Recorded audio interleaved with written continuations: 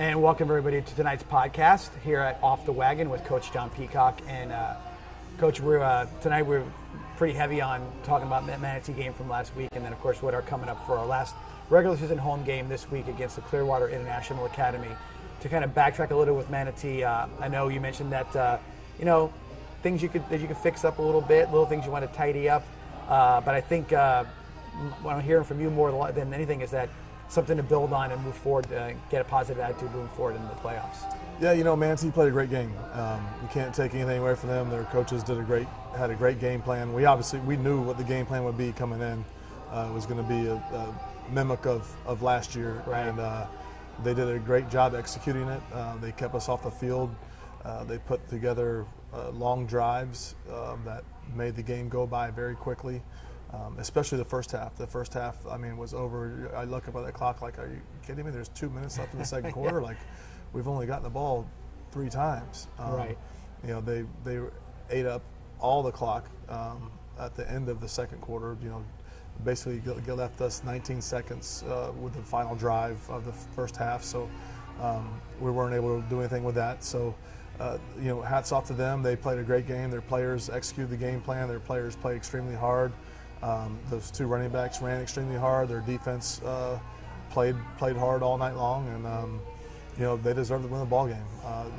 They're a good football team. I think there was 2 good football teams on the field Friday night. Yeah, definitely. And they just played better than us. They played better than us and made a few more plays than us. And, bottom line, they made 1 or 2 more plays than we did. They had a couple 3rd and long situations and a 4th and long situation that they were able to convert and make plays on. And we got the ball back with plenty of time to make a play on offense, and we just fell short. I think that, I think we take that scenario 9 out of 10 times if we get the ball on offense. Ready to go, last with, ball, with last 5 chance. minutes. I take that against anybody, and we just we fell a little short. Actually the drive that, with the 5 minutes, we had the ball with 5 minutes left, and that drive stalled, and we had a pass batted down. There was a wide open receiver. Yeah. That would have been a definite first down, and we weren't able to get the receivers or the defenders' hands down and to be able to make a clean throwing lane.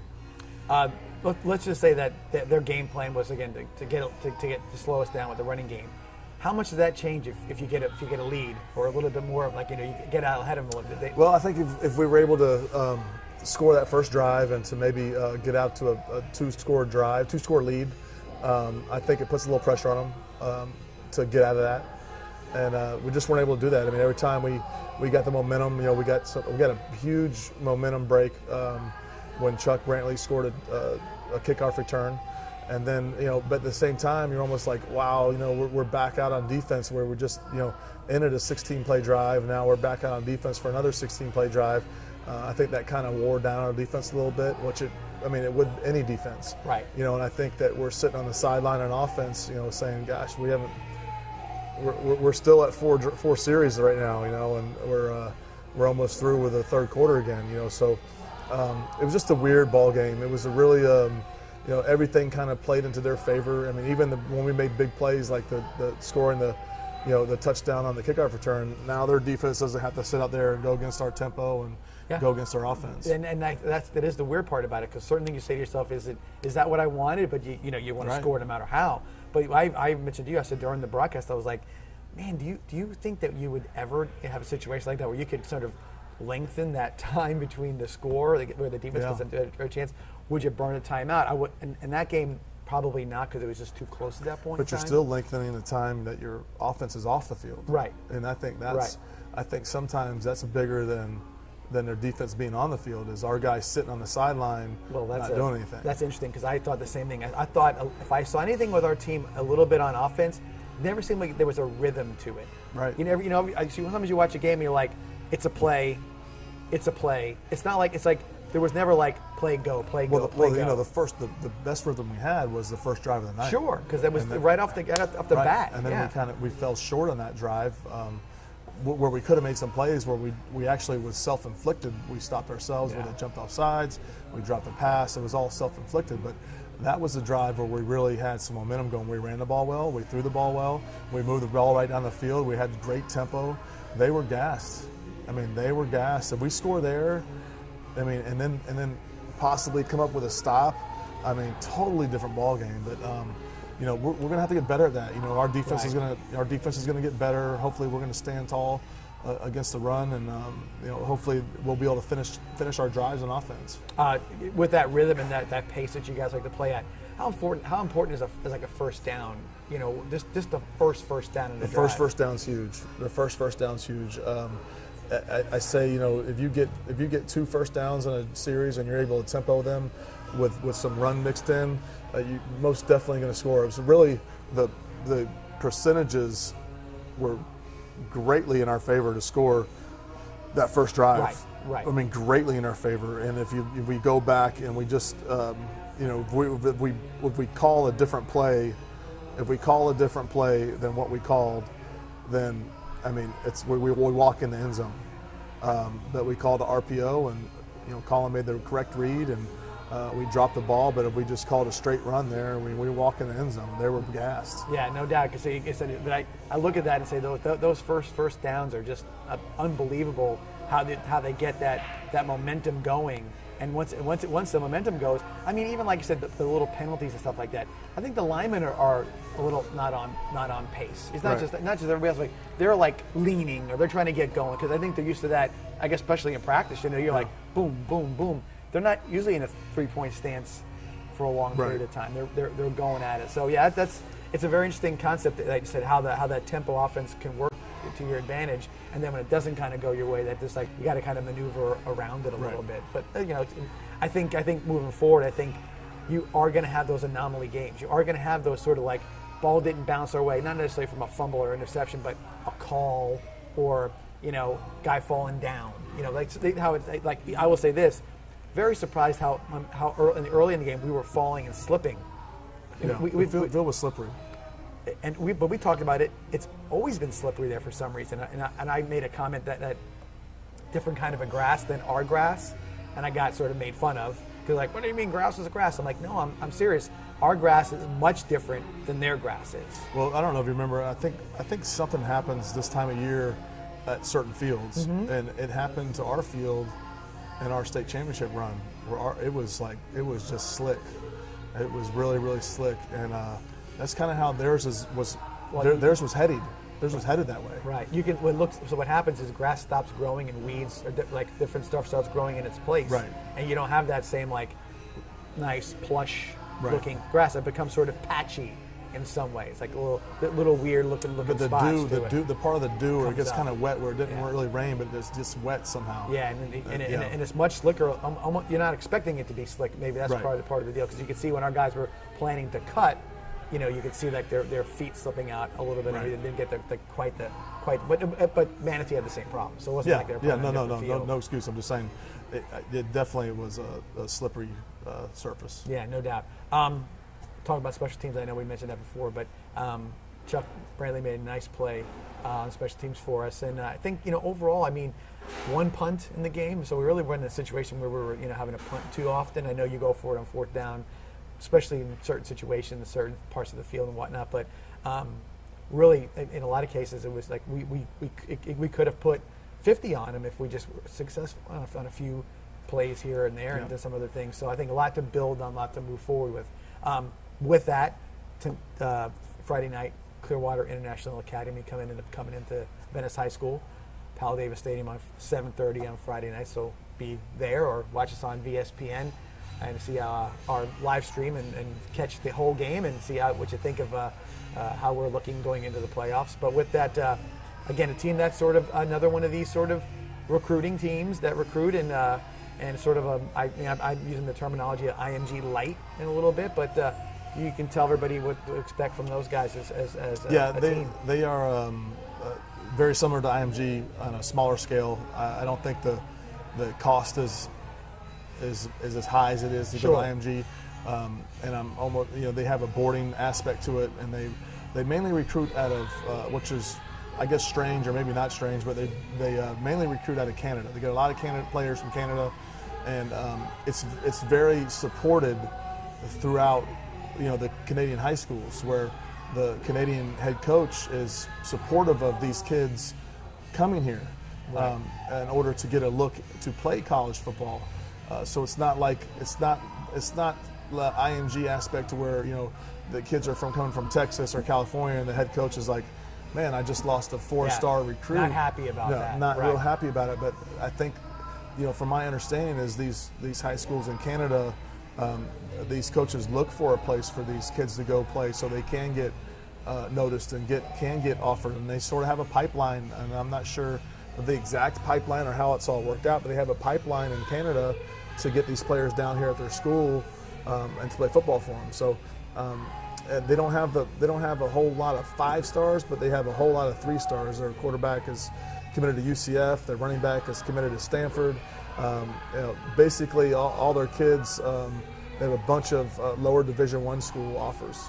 So it's not like the IMG, and then it's not like the IMG and baby IMG where they have Alabama, LSU, stuff like that. It's more of a Conference USA type offers and stuff like that. But not that that's bad football, because those are Division I footballs, and they're good football players. Listen again, and if you're coming down and you're playing Canadian football, maybe you're not playing against talented equal to yours, and you come down here and start playing talent. I mean, you're coming to Florida, so you're coming to a hotbed for high school football, and you're playing every week in and week out.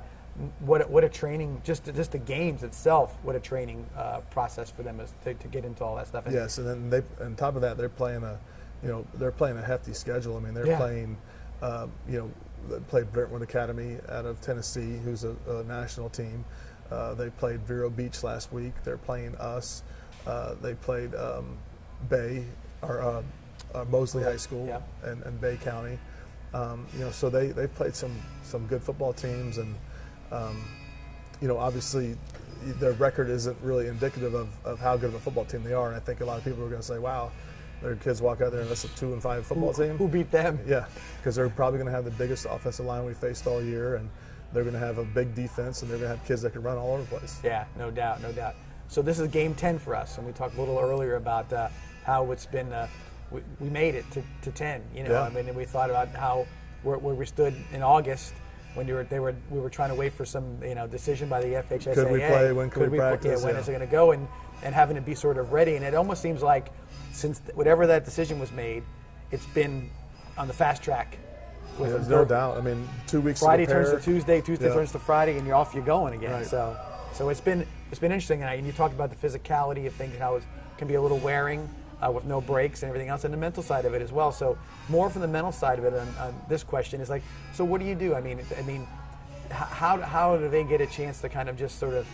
Do you want them to just take a break from it? Go watch TV, or what do they need to do to sort of kind of mentally decompress from a 10, 11 week push like we've had?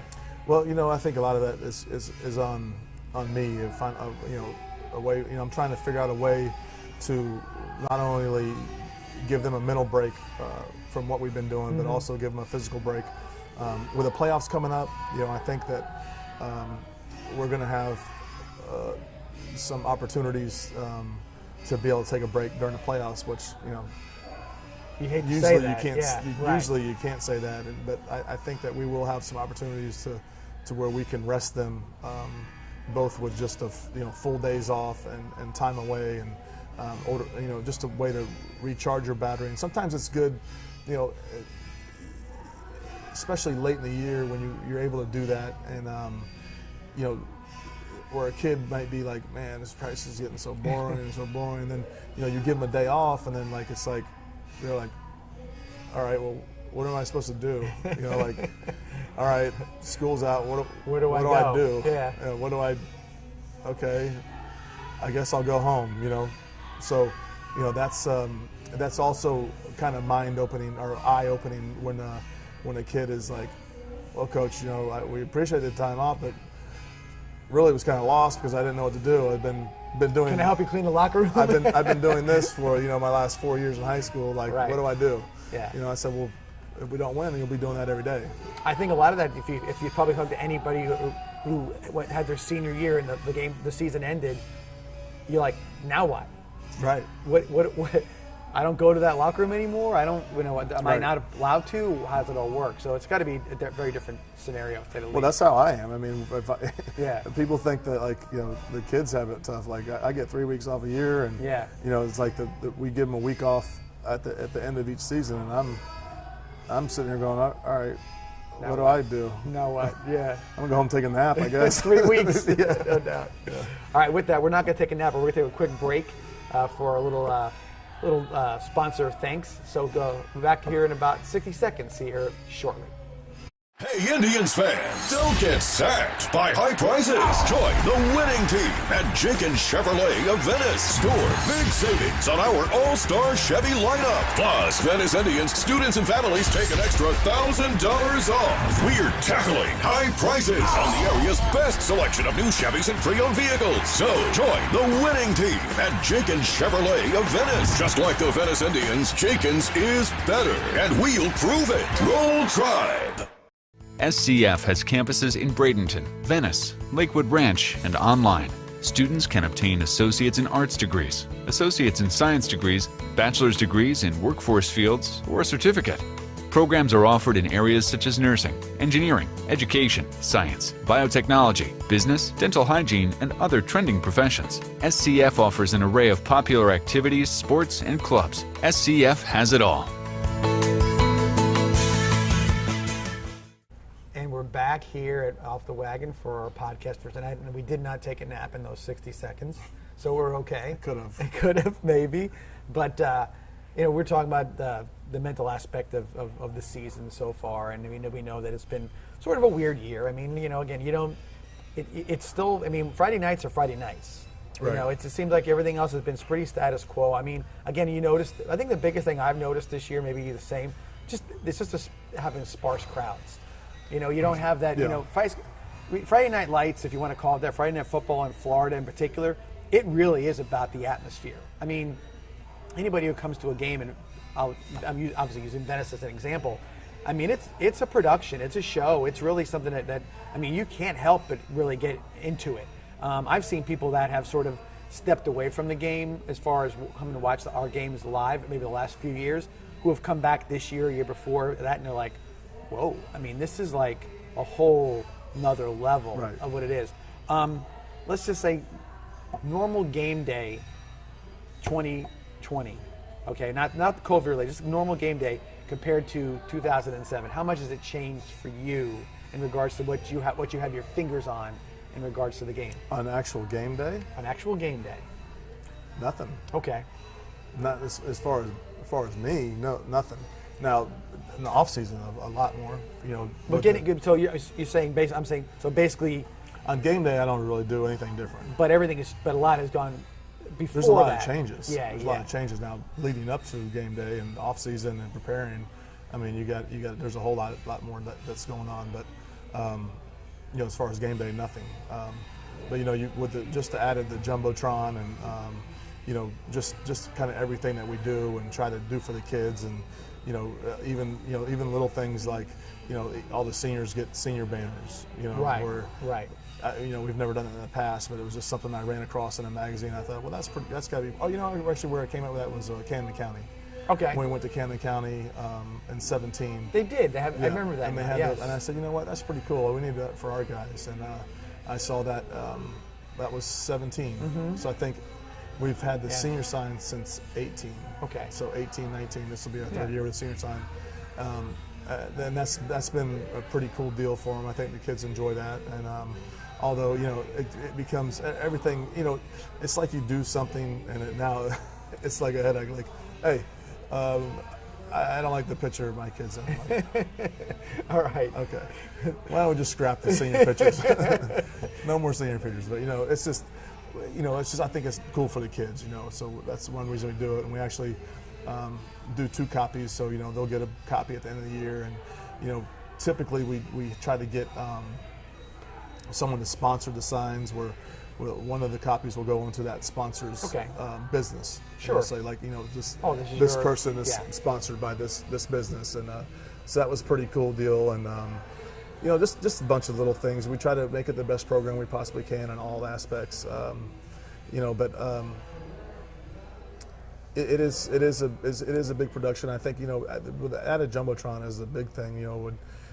Just that addition has been huge for us. It makes the game different. Right, and so I'll say this too. So it's interesting you said that nothing changed, but I will tell you this from my perspective. I'll say that your preparation for the game is different, but the expansiveness of the coaching staff, the people who have responsibilities that not necessarily that you're not necessarily worrying about who's doing what, but there are so many more.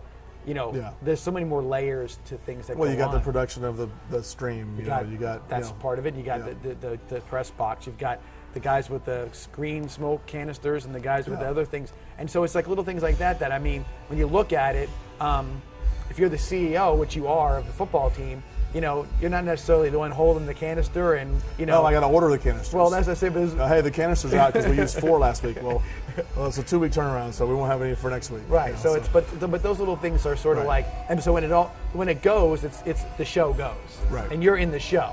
You're directing the show, if you want to call it that. So it is, like I said, and I think that a lot of programs, I don't know if they have that level of, I don't want to say energy. Commitment from people, Our ROTC, Dean Crum, he helps out with our entrance and the cannon and the horn when we score. So that's been a load off my plate because I remember having to try to find someone like that to do that on game day. There's been multiple cannon people over the years. Yeah. So for him to take that over with the ROTC has been cool. And I bet it's cool for the ROTC kids to be able to shoot the cannon off as well. So. That's been a big relief for us, and then the production of the streaming. I think it's cool for the kids to be able to actually every one of their games is on TV. Sort of say. I mean, it's on TV, and whether it be streamed or and whatever. You can catch it the next day, right? And that's always a cool thing too, because that's the part of the live stream that I think I really enjoy. In the back of my mind, I'm like, hey, you know what? It's not the couple hundred people who are watching it live that night. It's the kids going back and maybe watching it twice on the weekend, right. Or catching a game or inviting their buddies over. I mean, what a cool thing would have been, back when you played, if you say like, that'd be awesome. Let's go watch the game. Yeah, that's great. What do we do? Yeah. Boom, go to the website, and there you are. I don't think the kids realize how lucky they are and how fortunate they are to be in a program like ours to have all these things. And but that'd have been. I would have loved that as in high school. Can you imagine like that with just all your games good or basically bad, on TV? You imagine seeing it. It'd be a hoot, right. Man. You'd be having a good time with that. It'd be fun. So like I said, just because like I said, I was thinking about the other night. I'm thinking here we are, and we sort of as time moves on, things you thought you could never do, or how can that possibly happen? That's like second nature now to a lot of people. Even like the huddle, like in 2007 we were still exchanging tapes and DVDs. We were like one of the first ones like, hey, hand someone a DVD, like, whoa, DVD? and now it's like, boom, click of a key, they got the film and it's high quality and, well, ours is high quality, but, right. Even the kids, they're watching their film at 11:30. Like you see the stars going up, like someone's already getting their highlight film going, so. I get a kick out of it. I mean, like this, the people show up, I feel like at home games, they come in, it's a little easier, but at away games, all of a sudden, there goes Wayne Robertson. He's walking up to his spot, and his stuff is where it needs to be. And here comes Greg Hitt, and nobody's, not on the buses. They're just all, and the timing is always right. So it's kind of neat to see how everybody sort of takes their roles and does what needs to be done. A lot of really good people helping the program. Wayne Robertson does an unbelievable job. Yeah. He runs the wide and tight film. He is intercutting the sideline huddle. All by himself. Like one of our coach's buddies, Josh Smithers. He was saying, well, who does your film? I said, well, I got a guy who does it wide and tight. And he goes, well, how does it get down to the huddle? I said, well, he's an app on his phone where he, is cutting in and out on his phone. He said, well, how many people are up there? I said, well, it's just him. He said, well, he does the wide and tight and he does that. I said, yes, don't ask me. He's really good at it. I say you say it's kind of funny because everybody's like, how do you do the stats and do this at the same time? Even Pete was saying, Pete Dabrowski was our commentator last week. I don't know how, because I'm right. I said, if anything can go wrong with me is my pen runs out of ink. Right. With him, he's got like this thing and this thing, and he's got like all little things to do that I would be my brain would short circuit if I had to do any of that stuff. See, I could do what Wayne does, but I couldn't do the stats and talk about something like you did. Like you would talk like, "What'd you say?" There's no way I could do that. But I could do the buttons. See, that's. But I mean, he does it. Like, and the thing about him, his demeanor never changes. He's like, it's just whatever comes his way. Because I've been up on top, or where he's at, especially away games, and all of a sudden he's talking to me, and I'm like, "You're still filming?" He's like, "Yeah."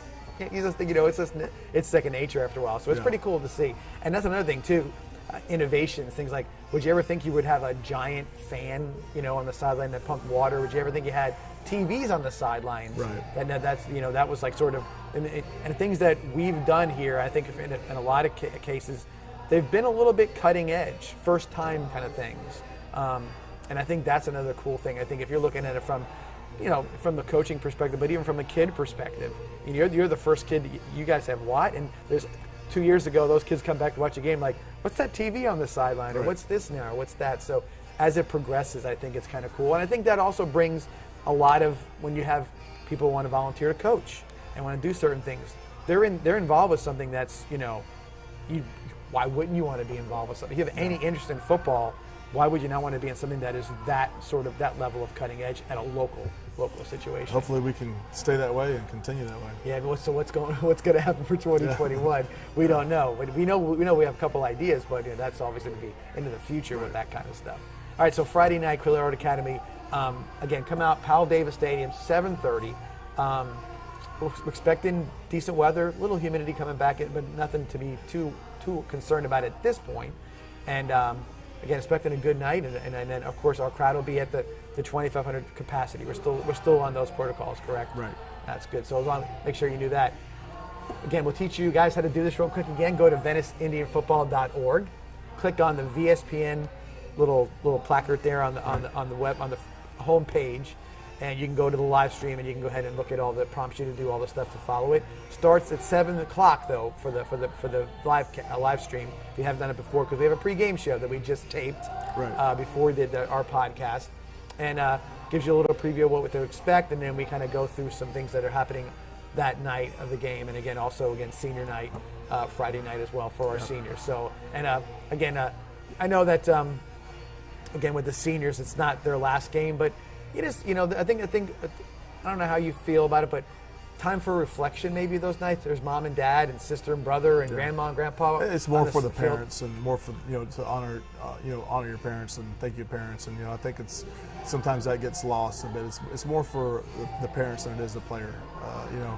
Trying to I always tell the kids just time to thank the person that took you to all those Pop Warner practices and everything but because sometimes you think about the energy you put into it as a player, but they're right there. They're your sport team. They're putting that same energy into what you're doing, and it's even for little brothers and sisters, getting dragged to practice or getting going. Exactly. It's like, I don't want to do this anymore. But they do all stuff. So it is kind of cool. And again, we also make sure that at halftime, you said this year, because of the social distancing aspect of things, that we'll do the band and cheerleaders, which is cool for them too. I mean, obviously they put a lot of time into what they do. I mean, gosh, you watch the band doing with their choreography, and then they're playing their music and whatnot. This is their big opportunity every year. I was a little sad initially when the season started and they weren't going to be performing. I'm like, man, that kind of stinks for them. How many more chances are they going to get to be in front of their hometown crowd? So good thing that they got to be back onto the field. And the cheerleaders, I said, that's a physical, taxing sport. I mean, it's a sport. No matter what anyone says, it's a sport, and it's one of the sort of rougher sports when a lot of injuries. A lot of injuries in it. So it's no doubt. So again, we're glad they get an opportunity to go out there and get recognized as well. Anything else you want to add tonight, Coach, as far as anything on your mind in regards to the program or what's going on? Just come out and cheer us on Friday night. And I will tell you this too. I haven't heard anything particular, but I know that thank you everybody again. We talked about the golf tournament before, but it was a pretty good turnout. Great turnout. And I think everything went really well. So and again, when you hear the golf course say thumbs up and they enjoyed themselves, because that's another tough situation. It's a lot of work for them, and while they're still it's sort of their job, but it's a different animal altogether to do all that stuff. So thanks again for all that stuff as well. All right, Coach, another podcast for this week. I know we'll have a lot more to talk about it. We don't really want to get into playoffs and anything until we really get settled in. But we don't have a lot to talk about with that coming with that. Probably do a little recap of our season, more maybe from start to finish, as opposed to where we are today kind of thing as well. So if you guys have any questions or anything else, they can reach out to us if that being the case. Correct. And we will take questions, just anything about the season and about what some of our opponents might be moving forward. I know that FHSAA has all that stuff. If you want to take a peek at some things, you can, and look at all that stuff and see what that's going on. And of course, look to the newspaper for what's going on locally with everybody else as far as playoffs are concerned too. With that, thank you guys for joining us tonight. As always, we'll see you here next week on our Tuesday night podcast. Thanks for joining us. See you soon.